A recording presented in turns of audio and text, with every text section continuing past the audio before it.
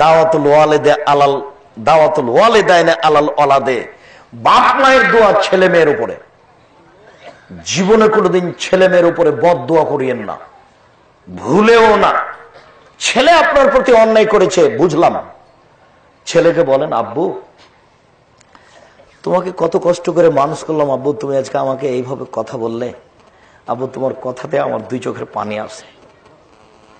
সে কথা আপনি ছেলেকে বলেন, এ কথা ঠিক। ভুলেও কোনোদিন ছেলে মেয়ের উপরে বদদোয়া করবেন না।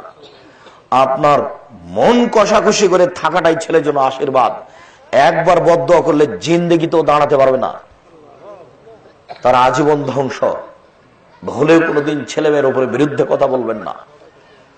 হ্যাঁ, আপনি মা, ছেলে ভুল করেছে, খুব অন্যায় করেছে, তার মানে মা যদি দিন রাত অন্যায় করে তবু মায়ের বিরুদ্ধে কথা বলা যাবে না, এই কথা ঠিক। আল্লাহ বলেছেন এই শব্দ মায়ের উপরে বাপের উপরে চলে না। আমি যেদিন মায়ের কোলে ছিলাম, বারবার পেশাব করছিলাম, বিছানায় ভিজিয়ে দিচ্ছিলাম, তখন আমার মা যদি আমাকে বলতেন একটু আঘাত করে, অত পেশাব করিস কেন রে, পেশাব করে আমার বিছানা ভিজিয়ে দিল, এটা জায়েজ ছিল। আমার মা এখন 80 বছর বয়স, বিছানা পেশাব করেছে, আমি যদি ঢোকার সময় বলি গন্ধ, কি যে করা যায়, আর জান্নাত হবে না।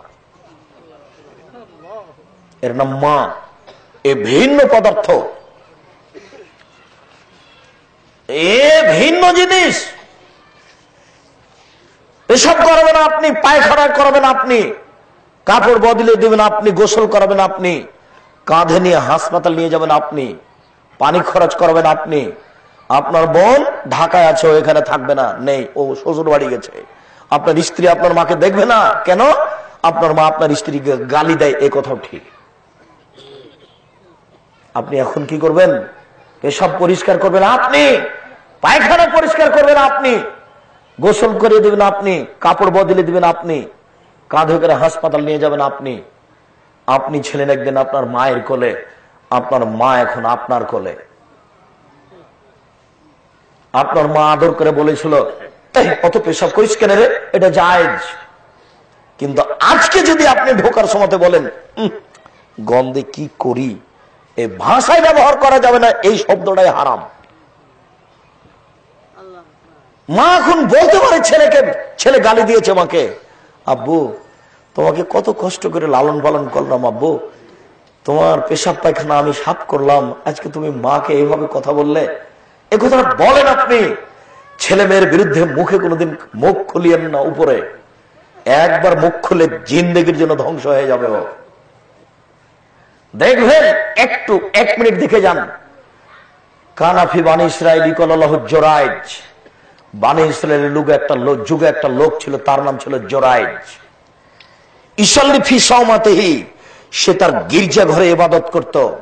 ফাজাত উম্মুহু, তার মা তার কাছে আসলো। ফাদাতু, তার মা তাকে ডাকলো। জোরাইজ ফায়াকুলু ফি নাফসিহি উসাল্লি আম উজিবুহা, উসাল্লি আম উজিবুহা, মা যে আমাকে ডাকলো তো ডাকে সাড়া দিব না সালাত আদায় করব? মা যে আমাকে ডাকলো তো মাকে সাড়া দিব ডাকে, না আমি সালাত আদায় করব? ভাবতে ভাবতে একটু দেরি হয়ে গেছে। তখন মায়ে বলছেন, আল্লাহুম্মা লা তুমিতু হাত্তা তুরিয়াহু জুহাল মুমিশাত, আল্লাহ এই ছেলের মরণ দিও না পতিতালয়ের মহিলার মুখ দেখা পর্যন্ত। আল্লাহ তুমি এই ছেলের মরণ দিও না পতিতালয়ের মহিলার মুখ দেখা পর্যন্ত। আল্লাহ তুমি এই ছেলের মরণ দিও না পতিতালয়ের মহিলার মুখ দেখা পর্যন্ত। ফাতারাজাত লাহু ইমরা, কথা শেষ করতে না করতে, যেতে না যেতে একজন মহিলা চলে এসেছে। মহিলা চলে এসে তাকে জেনার জন্য বলল। ফাআবা, জোরাইদ জেনার কথাটি নাকচ করলো, না এটা হতে পারে না। ফাতাতা রাইয়ে, মহিলা একটা রাখালের কাছে আসলো। ফামকানাতু, রাখালকে জোর করে ধরে জেনা করলো। ফাওয়ালাদাত, তারপর একটা বাচ্চা জন্ম দিল। ফাকালাত হুয়া মিন জোরাইজ, বাচ্চা জন্ম দিলেই সে বলল এই বাচ্চাটি জোরাইজের। ফাতাহু, গ্রামের লোক আসলো। ফাকাসসারুহু, তার গির্জাঘরকে ভেঙে চুরে ধুলা ধুলা খান খান করে দিল। ওয়ান জালুহু, তাকে টেনে হেঁচড়ে ঘর থেকে বের করে রাস্তায় নামিয়ে দিল। ও সাব্বুহু, যার যা ভাষায় কুলালো সেভাবে গালি দিল। বেটা গির্জা ঘরে ইবাদত করে জেনা দেখাও, যার যা ভাষা সেটা বলল। ফাতাওয়াদ্দা, ওযু করলো। ওয়াসাল্লা রাকাতান, 2 রাকাত সালাত আদায় করলো। ওয়া কালা লিল ওয়ালাদ, বাচ্চাকে বলল, মানাবুকা, বাচ্চা তোমার বাপকে। বাচ্চা বলল, আবিয়া রাই, আমার বাপ রাখাল। দুধের ছেলে বলল, আমার বাপ হলো রাখাল। ফাকালু, গ্রামবাসী বলল, নারী সাওমাতাকা বিযাহাব, এই জোরাইজ, তোমার গির্জা ঘর আমরা স্বর্ণ দিয়ে বানিয়ে দেব। কালাল্লাহ ইল্লা বিত্তরাব, আমি স্বর্ণ দিয়ে বানানো ঘর চাই না, আমার ঘর মাটি দিয়ে বানিয়ে দিতে হবে। বুখারী মুসলিম। কি বললাম আপনাকে, 1 মিনিটের জন্য দেখাতে চেয়েছি। দেখেছেন, খালি মা একটু দেরি হতে বলে চলে গেছে। আল্লাহ পতিত আল্লাহর মহিলার মুখ দেখা ছাড়া এর মরণ দিও না। দেখলেন কি ঘটনা ঘটলো। জিন্দেগি ছেলে মেয়ের উপরে গালি দিবেন না। রাসূল সাল্লাল্লাহু আলাইহি ওয়াসাল্লাম বলছেন, লা তাদু আলা আওলাদিকুম, ছেলে মেয়ের উপরে কখনো বদদুয়া করো না।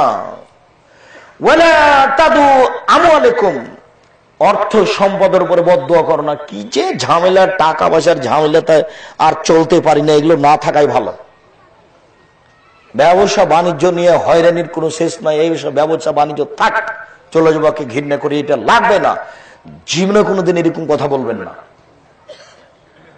অর্থ সম্পদকে সামনে রেখে কোনো মন্তব্য করবেন না খারাপ।